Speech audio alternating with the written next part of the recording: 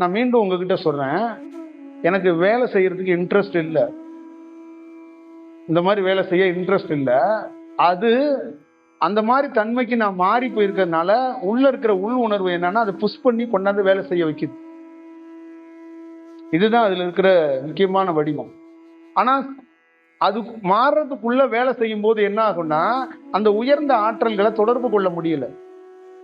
இப்ப மாறுறதுக்குள்ளே நிறைய பேர் வேலை செய்ய தொடங்குறதுனால என்ன ஆகும்னா அவங்க உயர்ந்த ஆற்றல்களை தொடர்பு கொள்ள முடியாதனால அதை மாணவர்கிட்ட கொடுக்கும்போது அந்த கலையை அவங்க பயன்படுத்தும் போது அந்த தொடர்புல இருக்கிற வேண்டிய குருமார்கள் வர மறுக்கிறாங்க.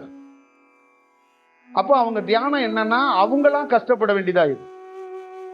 அந்த செல்ஃபா போராடுறாங்க தியானத்துல. இப்போ ஒரு தியானங்கிறது ஒரு தனி மனிதன் செல்ஃபா போராட வேண்டியதில்லை. யாரோ ஏதோ ஒரு வடிவத்துல அது உதவணும், அது நடக்கணும். அப்ப அது நடக்குதுன்னா அது எங்கேருந்து பெறப்பட்டதுன்னா அது வெட்ட வெளியிலிருந்து பெறப்பட்டதுன்னு அர்த்தம். அது எதா வேணாலும் இருக்கலாம், அது எந்த தியானமா வேணாலும் இருக்கலாம். ஒரு ரோட்ல ஒருத்தர் உங்களுக்கு பிச்சை எடுத்துட்டு இருக்கவரு உங்களுக்கு ஒரு தீட்சை கொடுத்துட்டாருன்னா அவரு வெட்ட வெளியிலேருந்து பெற்றிருந்தாருன்னா நீங்க வேற எந்தெந்த வடிவத்துக்குள்ள போறீங்களோ உங்களுக்கு யாரோ ஒருத்தர் உதவுறாருன்னா அவர் நல்ல இடத்துல இருந்து பெற்றிருக்காருன்னு அர்த்தம்.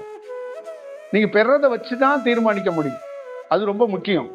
உங்களுடைய கால சூழல்கள்ல நீங்க கொஞ்சம் அலக்களிக்கப்படணும், உங்க உடல் கொஞ்சம் அலக்களிக்கப்படணும்னா சில சூழல்களை நீங்க சந்திச்சு தான் தீரணும். அது உங்களுக்கு மட்டும் கிடையாது, எமக்கும் இது பொருந்தும், எல்லா மனிதர்களுக்கும் இது பொருந்தும், எல்லா மனிதர்களுக்கும் இது சாத்தியம்தான். அதனால நம்ம எந்த டயத்திலையும் இவங்க உயர்ந்தவங்க இவங்க தாழ்ந்தவங்கன்னு சொல்லிட முடியாது. அதை சொல்ல வேண்டிய அவசியம் இல்லை. தியானத்துல வளரும் போதுதான் உங்களுக்கு அது தெரிய வரும். அங்க உயர்ந்தவங்க தாழ்ந்தவங்கன்னு எதுவும் இல்லை. ப்ராப்பரா முறையா பெற்றவங்க பெறாமையா வேலை செய்யறவங்க, அவ்வளவுதான் விஷயம்.